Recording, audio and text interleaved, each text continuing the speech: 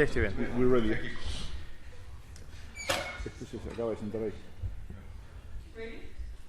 Yeah. Everyone, thank you very much for coming. This is the team announcement for Namibia to play France. On the table we have Jason Craven on your far left, and then Louis van der Westhuizen, captain Johan Dijssel, head coach Alice Gutsia, Adrian Ludik, and Jacques Ferron. We will be taking questions from the media after head coach Alice reads out his team, and for any translation and any French-speaking journalists, we do have colleagues that will help us. Thank you very much. Good afternoon, everyone. Gives me once again great pleasure to announce the Namibia team to play France, host nation. Number 1, Desideri Setti. Number 2, Louis van der Westhuizen, vice captain. 3, Arnos Gutsia. 4, Adrian Ludik. 6, Max Kachicheko. 7, Johan Retief. 8, number 8, Prince Huaset. Number 9, Jacques Theron. 10, Cliven Loubser. 11, JC Greiling. 12, Danko Berger. 13, Johan Dijssel, captain. 14, Gershon Mouton. 15, Andre van der Berg. Replacements are 16, Hubert Norkia. 17, Jason Bernarde. Number 18, Shikufu Aitembu. 19, PJ van Lille. 20, Richard Hardwick. 21, Ulla Blau. 22, Okeno Isaacs. And 23, Divan Rousseau. That's the team. If you do have any questions, please just your name and the media house you come from. I think I left out number 4 there. Mahe Pisa Jericho. Okay.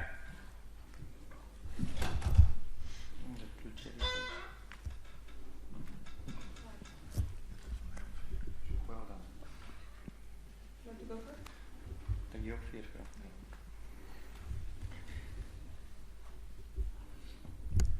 Alistair Miles, Harrison ITV.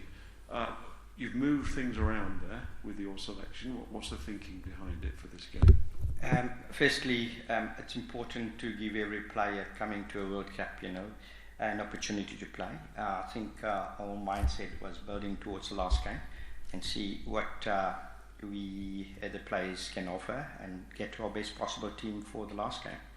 It's important that it is a great experience for a lot of youngsters and players playing their first World Cup, so it's important to give them a run as well.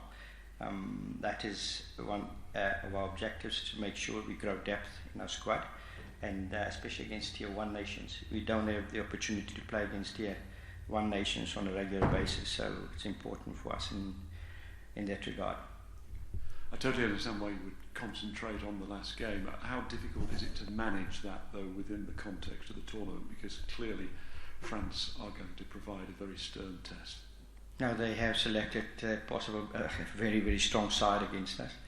I think, from the French point of view, and I think they must have taken a leaf out of New Zealand's book to keep building in the pool phases and play your strongest possible team.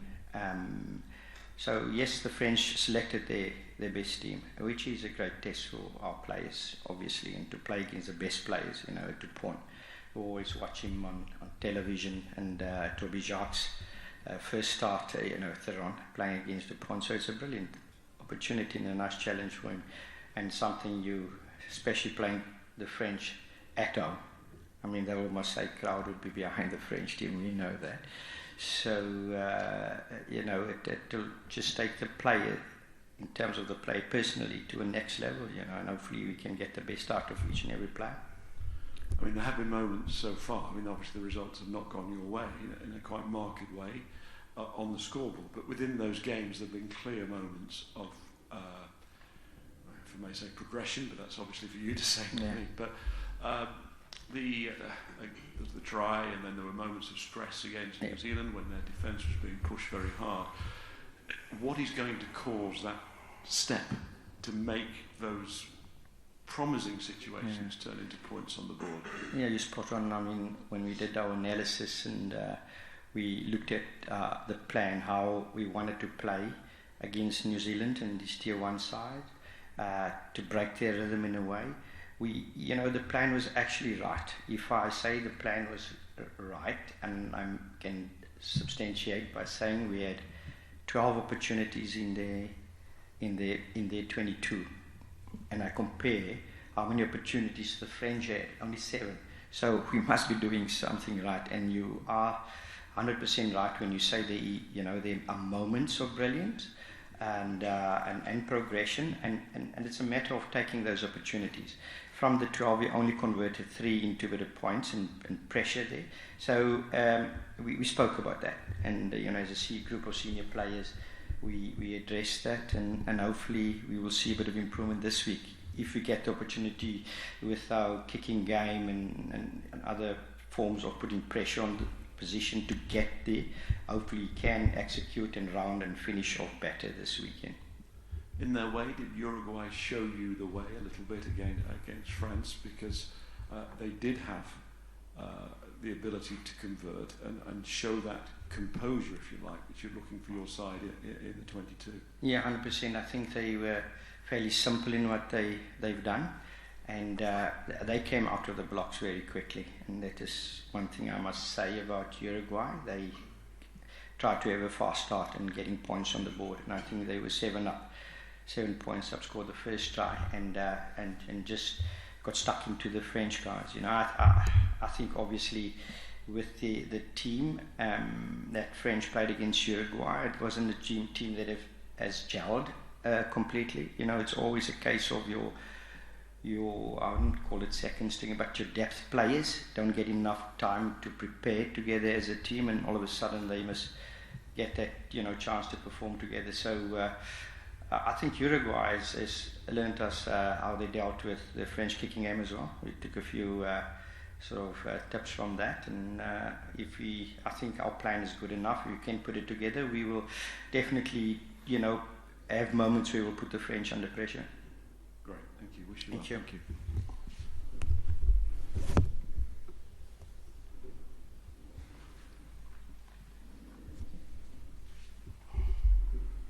Good afternoon, Mr. Kodze. Sorry, a question in French.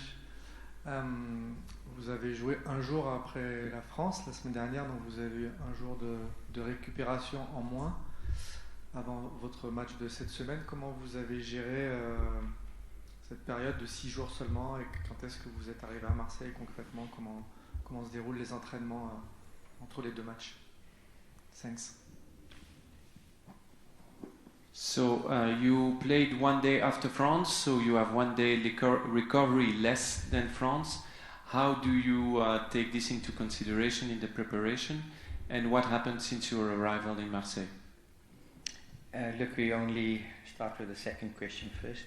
We got here about an hour ago, so we've got a training session this afternoon, and some of the players and non-playing reserves, they will go to a coaching clinic, and this is what's going to happen this afternoon. So we will have a training session, and the non-playing reserves will go host a coaching clinic with one or other school, I'm not sure, or schoolboys, where that would be, but you can get that information from Dinla. The first question was... I just translate the... Okay, sorry.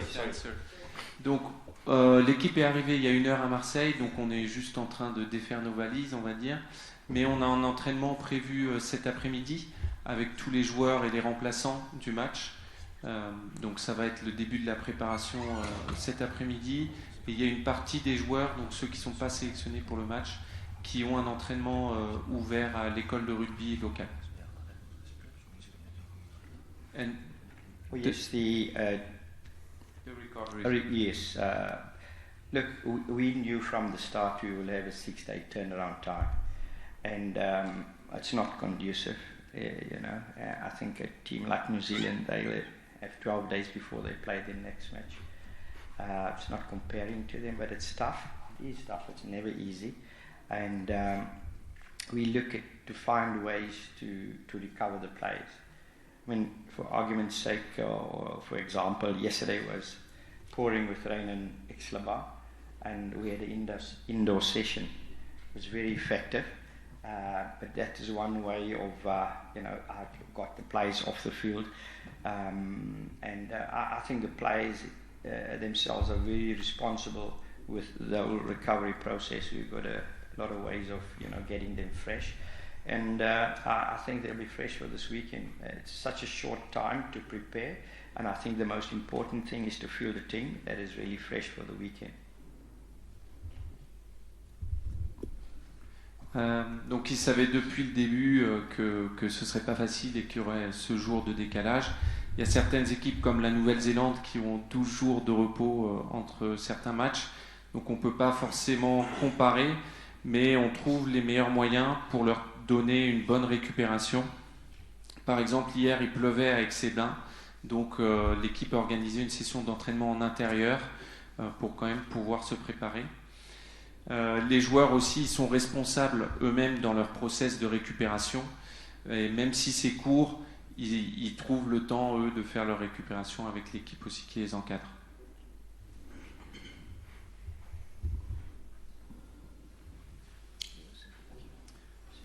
Coach Nick said from Thomson Reuters. If you'll just indulge me with these questions, please. You talk about progressing there in Tier 2 nations, progressing against a side like a France or New Zealand. I believe that World Rugby have invested a lot of money in helping the Tier 2 nations to prepare for this World Cup. Can you just tell us a little bit about what exactly or how that help was, what exactly they did provide to you? Yeah. Well, first of all, as you know, we're completely amateur union. We rely on club players back home, the local boys. And then obviously we've got about 18 players playing in different leagues all over the world. So just from a strength and conditioning point of view, they've supplied us with new equipment coming to the World Cup. We've looked at our daily training environment where players could have had meals in the morning and throughout the day. We have had a full-time physio employed. Myself as head coach is there on a full-time basis as well.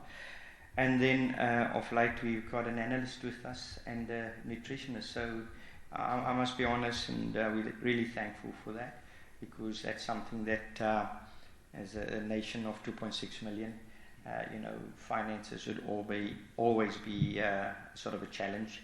And I just, we will have a intervention in December about the whole thing around Tier 2 nations. The next step obviously is to make sure that we get good competition and play Tier 1 nations at a more regular basis. Yeah. And I think we've seen in this World Cup how Fiji have progressed playing in Super Rugby with their Fijian Drua team. I know you do play or have played previously in South Africa. Is that really a step forward, do you see as well? 100%. I think it's a great example that Fiji had to start somewhere. And what you see now is a result of continuous support over the years. And we hope also to build a franchise where, like Chile is doing at the moment, and Uruguay playing in a SLAC competition, in the Americas competition, where they play as a franchise, which is a higher level than just local competition. And with Fiji, it's really sort of fairy tale, to see how those guys have improved at set piece, which is just a purely strength and conditioning thing, and obviously with resources of coaches going in there and support. Yeah, so that I would say is the way going forward for a team like Namibia as well. Yeah. This last one for me, there has been talk in future World Cups of perhaps having some sort of shield competition for teams that don't progress to the quarterfinals. Yeah. Is that something you would support, just to get more games at an event like this? I think for us at this point in time, we'd support anything really just to get to play on the international stage. However they want to structure it, people must understand there's two ways of looking at it. You want to develop and grow the game, and obviously you want strength versus strength.